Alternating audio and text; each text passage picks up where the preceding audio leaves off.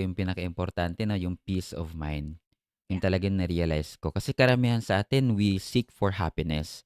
But then, if you think about it, being happy is just one part of emotions of life. And the beauty of life is that you get to experience all of those emotions. Yung takot ka dahil sinisingil ka na, yung hindi ka makatulog dahil stress ka na sa pambayad, yung masaya ka dahil may pambayad ka na, yung umiiyak ka dahil nag-aaway kayo. Lahat ng to is kasama package to sa buhay If you learn to embrace it, you understand that, guys, peace of mind pala yung pinaka-goal talaga.